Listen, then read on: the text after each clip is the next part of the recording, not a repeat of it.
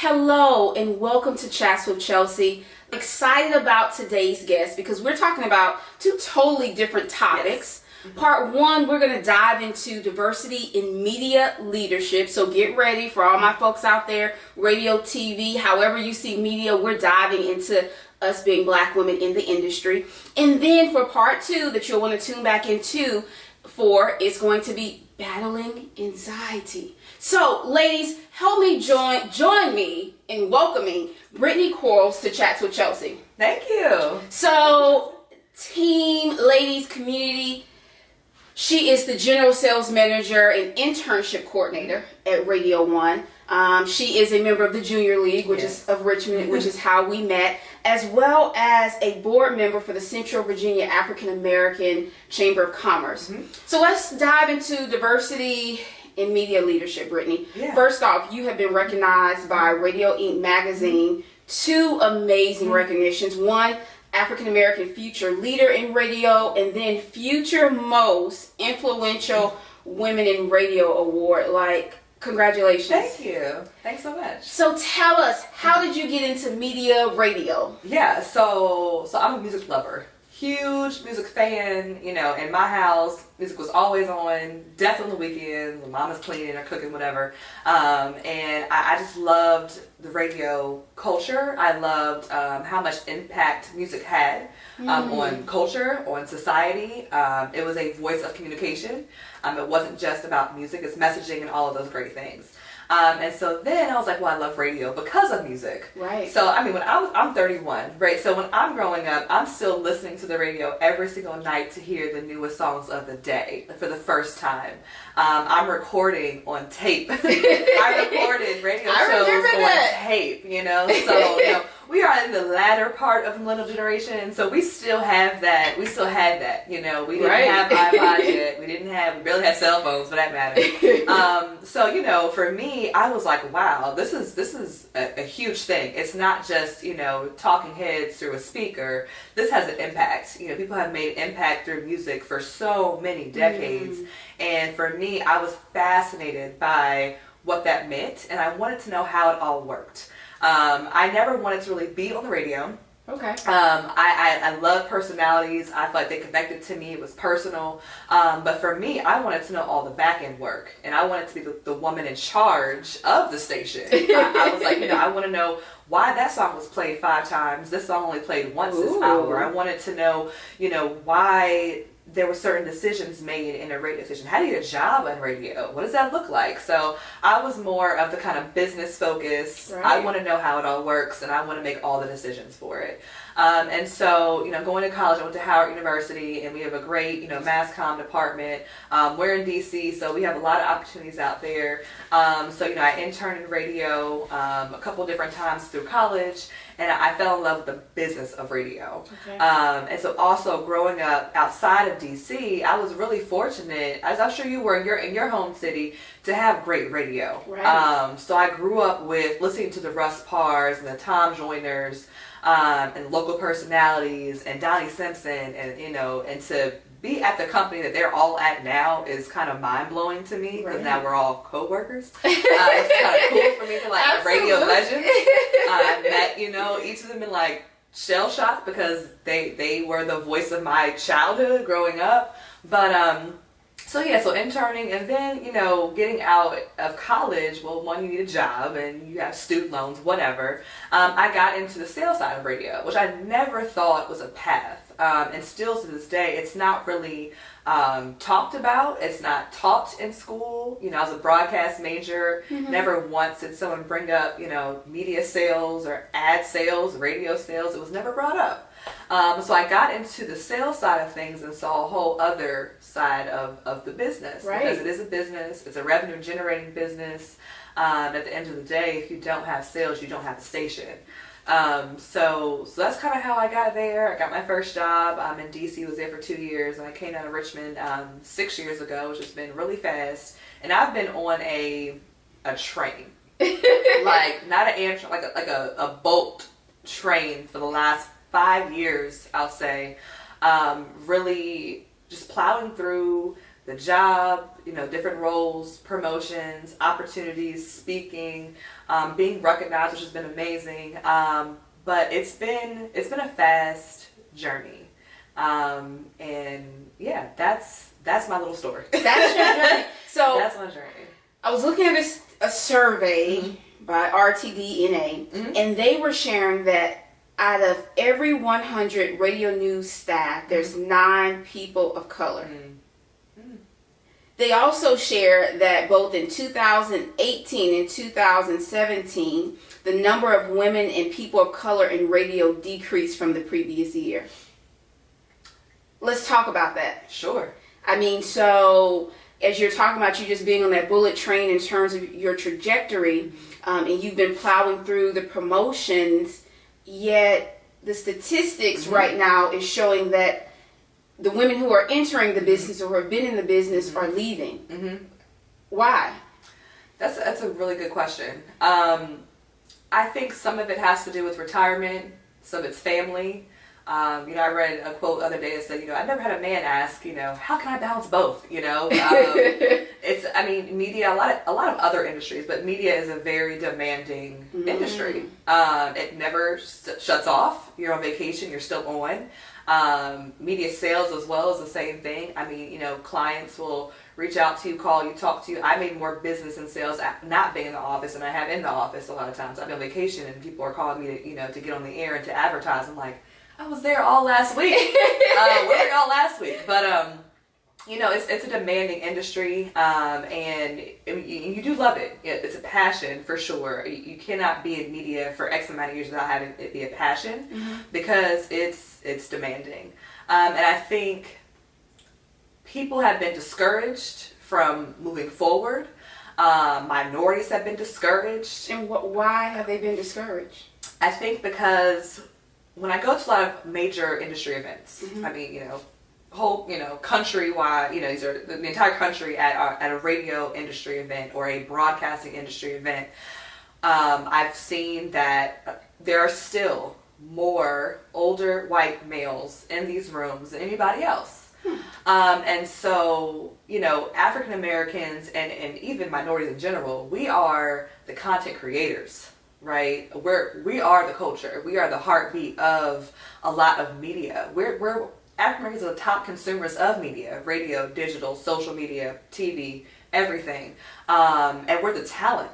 We have amazing talent that is in TV and digital and radio world that are bigger than life. The Steve Harveys of the world, the Breakfast Club, things like that. The top talent paid hundreds of thousands of dollars to do what they do. But when you go to top level leadership, there's a few. When you go to executive leadership, there's a few. And when you go to ownership, there's only a few. So every tier you go up past the talent level, where are we at? And so that's kind of my angle is in the traditional media space, so traditional media being newspaper and print, radio and TV, the top, 3 original mediums or communication forms. We have got to do a better job recruiting, retaining, and talking to minorities who may still want to be in our industries, or our industries will stay stagnant, and they will fail eventually. And not fail in terms of, there's no more radio. That's not going to happen. Right. But fail ourselves in terms of are we really getting the most diverse and fresh viewpoints, and are we really being innovative? Are we really pushing the limit of what we can do if we have a narrow mindset on what leadership should look like in these traditional mediums? And it's not just race. It's age and gender mostly as well also. And so I think there just has to be, when people see, myself, my fiance, for example, we're both in media. We both want to own a station. We want to have a broadcast company together. That's awesome. It's really awesome. It's rare. It's awesome. But when people meet us and talk to us, I think they have a hard time sometimes taking it seriously because they haven't seen a couple who's in their early 30s, who's been doing this for a decade or more, and who actually want to own a station. And so I think they're like, oh, that's nice. Good for you guys. Good luck, And so I think we have to be about our business. We have to, take it very seriously and come to the table, overly prepared to go out there and fight the good fight, because it is going to be interesting to see as people retire in this industry. Are they going to want to sell this business to the right person because they're the right person? Or is there going to be some kind of prejudice or some kind of, just blocked mindset on who they would sell to? Are they going to sell their station that they love for 50 years to a 30-something-year-old African couple? That's a good question. We'll find out. We will find out. And so as we think about the numbers, and as you're talking about the diversity in media, for me, a question that stands out, Brittney, is we can factor in retirement, we can factor in family reasons for people of color and women leading, but why is the pipeline for minorities not overtaking those who are exiting? I think part of it, and one of my biggest personal pushes is going into schools. And so, we have to talk to students. We have to make it a point to go into HBCUs or any campus or community and talk to them about what options they have in media. Everyone does not have to be on TV or on radio. Everyone does not have to be the star or the talent. We have jobs in engineering and in ad sales and business. And so there's so many career paths that aren't necessarily discussed, like I said, and brought up in the traditional, broadcast or communications or even in business in school. And so I'm a huge proponent of going out to the schools and speaking to students, but also making sure there is some kind of, program in place that allows, students of color to understand that, hey, we're still here. We're here. I was just at a Media Sales Institute in Atlanta last week, recruiting for 2 days. And I have actually taught at that program at other universities. And when they see us walk into the room and, we're not 50, 60, et cetera years old, they're like, wow. They're like, we exist. And exposure and representation is so important for that reason, because, they feel like, oh, God, I didn't know that we were in media sales. Right. I didn't know it even was. But now I see that you've done it, you're doing it. Now I'm even more excited to do it. Let's talk. Let's have a conversation. And they're more apt to talk to me and give me insight and be transparent with me because they can relate. And I can relate to them. And I can say, I've literally been in your shoes, and here I am now. So let's discuss your journey. But I think it's just the fact that, we have to take seriously how we recruit and what we're saying. And also, someone brought to my attention a couple years ago, who are you sending out to your recruitment events? Makes a difference. Right. And we're not saying that's fair, but it makes a difference. So if you're going to colleges, you're going to an HBCU, you're going to talk to, whoever, recent graduates, are you sending someone who they can relate to? Are you sending someone who looks like them? Are you sending someone the same age demographic as them? Because that can make a difference on how your company is represented at these different events.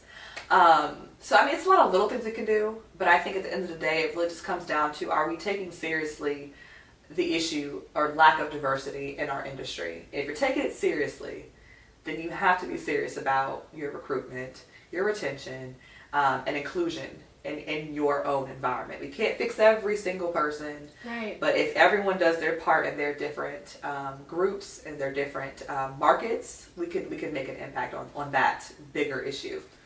I think that's absolutely powerful, because you put the responsibility on the business owners. Absolutely. And so to all my business owners out there, what I want to share with you is that you have a responsibility for diversity, not only in race, but in thought. All the demographics, when you think about a diversity wheel, you are responsible for how you allow your business to look, which leads me to this question.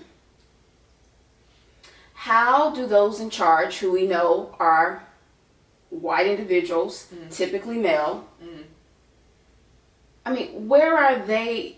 These numbers have only gotten better. right? But it's still a small percentage for women and people of color. Right. How have these owners responded to the fact that they are generating revenue off of African Americans and Hispanics, yet they are not represented in the production of the shows? Yeah. In my opinion, I think that has been the norm for them. And they haven't thought twice about it for so long because they haven't had to. It's almost like sports, in the NBA and the NFL. You have all of these talented minority players who are literally generating your revenue. If they all walked today, there would be no NFL or NBA to care to look at and to make money off of. And then you have all these owners who are not that and who don't, understand where they come from, and they use them as a product. And that's how they've thought about talent. It's a product, it's an asset. And it costs this much to get it. If you want this talent, it costs this much money. And so, I don't want to liken it to other things, that cost money for people. Because it's not that per se, but I think they have not been forced to look at it differently because everyone around them had the same thought process. So how are you going to change that? Be the one person in the room who says otherwise. And I think you have to look at a lot of the media fails people have had with H&M and the little black boy with the monkey on his heart. Things like that have happened. We've seen it a lot more. And my first question always is, where was the person in the room that said, this is not going to go over well? Where was that one? All you need is one person in the room to say, that doesn't make sense. Or that could be culturally insensitive. Or have you thought of that? Let me tell you why it looks a little bit off for me. And so that's where I feel like my job is. My job is to be that person in that executive boardroom or in, that leadership meeting and saying, what, our talent should not be doing this. Because that can come off a little bit insensitive, or that's going to be touchy for us. We don't respond well to that. Right. And so, or are we doing this community event for the right reasons? It's as simple as that, So you've been on this bullet train, fast-paced trajectory. How have you been able to be promoted and yet still be that African-American voice, cultural voice in the room? So I've been fortunate in that since I am with a minority-owned company, right, the largest minority-owned radio and TV company in the country, that I have had some, I would say, cultural leeway on some level because of the fact that I feel like I can, for the most part, be, myself and transparent and honest when I think things, could be better, when I think things can be, done differently or seen differently. And I can be honest because we are targeting primarily African Americans, consumers, and lifestyle groups. I can be honest in my critique of different things because I am that consumer. So you can't tell me or sell to me something that does not make sense because it's not going to go over well for you. But in talking to a lot of my counterparts and even my fiance who's now in television, where it is not that, it's the complete opposite, where they are the minorities in the room and they have to deal with certain things, and some things have to be said. And unfortunately, in some cases, you have to learn how to maneuver.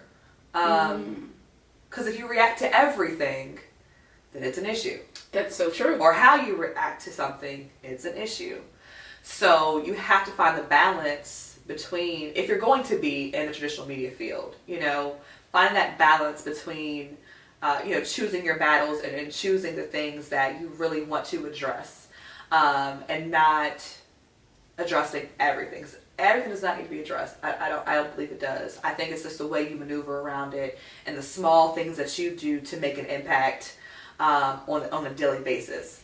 But I mean, I'll even say, you know, being at that company, I mean, there are still barriers, and there are still things that, you know, no matter how much you fight and kick about it, you know, it may not change today.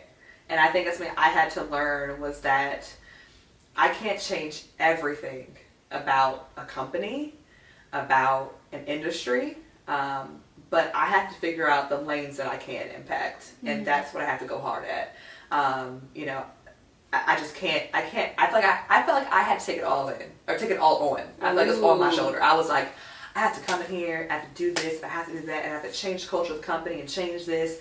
And it's not a bad thing to feel like that, you know, because, you know, you're inspired, you know, you're excited about it, but you can't take everything on your shoulders by yourself. You just can't do it. And what was the turning point for you to recognize and accept that?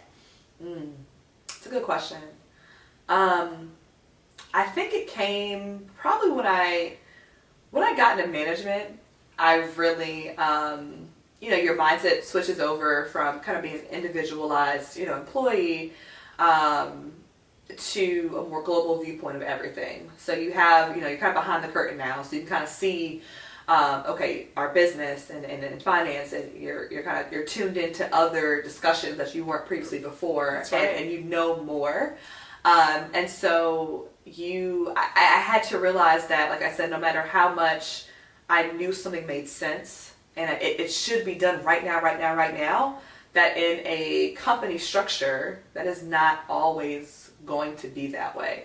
And if I continue to beat against a steel door, I'm using all my energy here, where I could use that energy in 3 different ways and 3 open doors where I can make an impact. And so I think it's a fine balance, because it's frustrating. It's frustrating as someone who always wants more out of people, more out of a company. I mean, I'm constantly like, more. We can do this better. That's just how I am.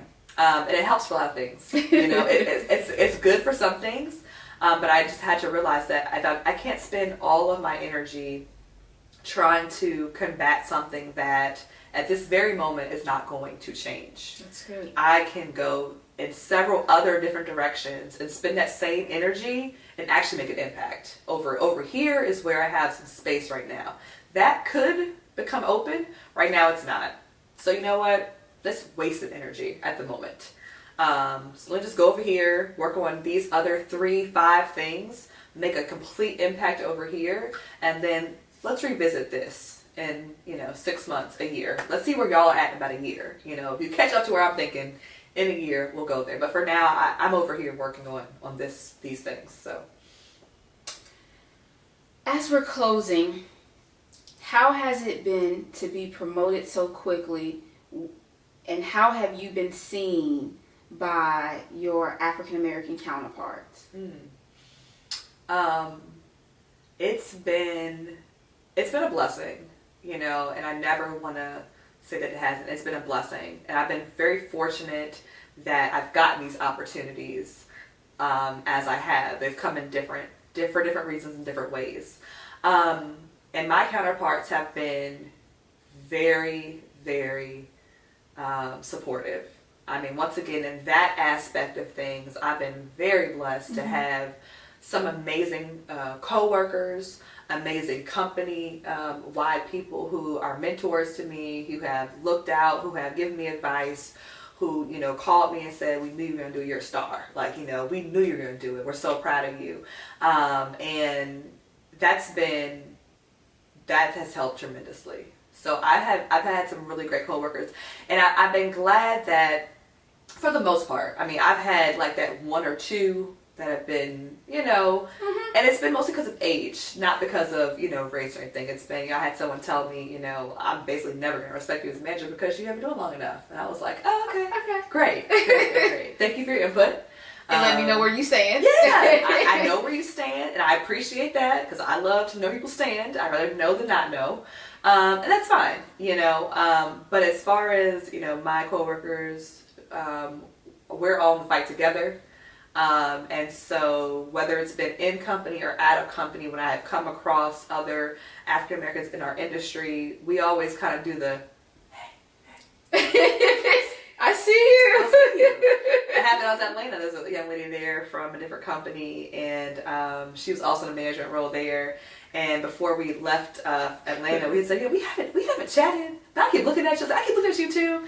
And we, passed cards, LinkedIn, and it was like, I see you. It's good to see you. It's good to see us. And I've had that experience more times than I have not.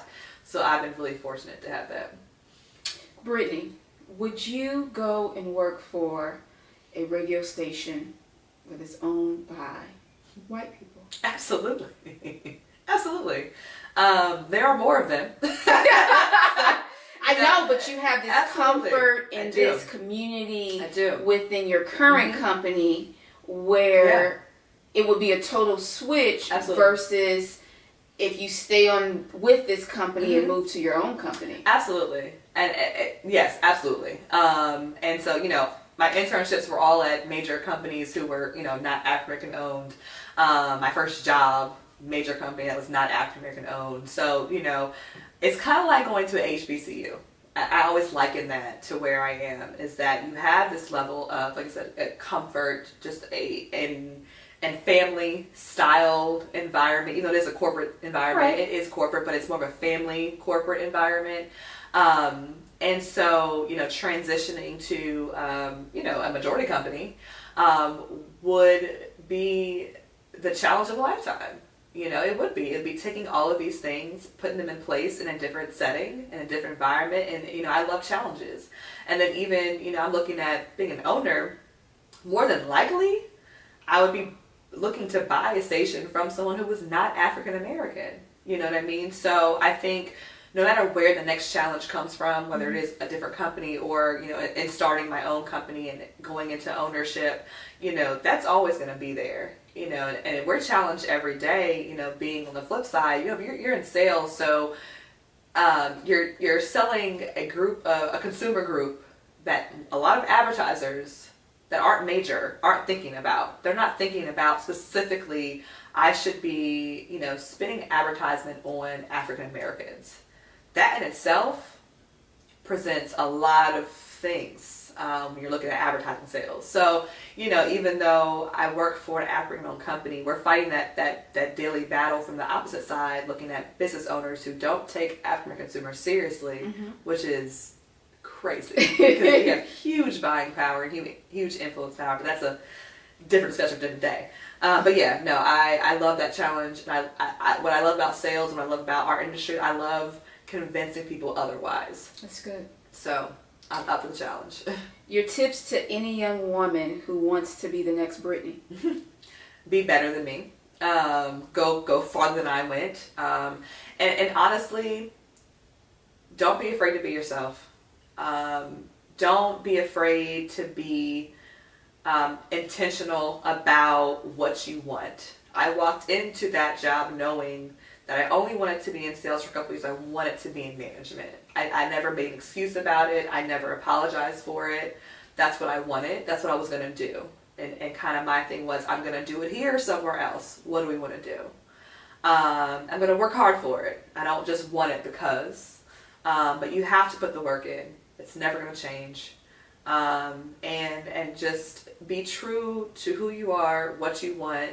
Be passionate. Be unapologetic about your intentions. And just find a good mentor. Find several good mentors.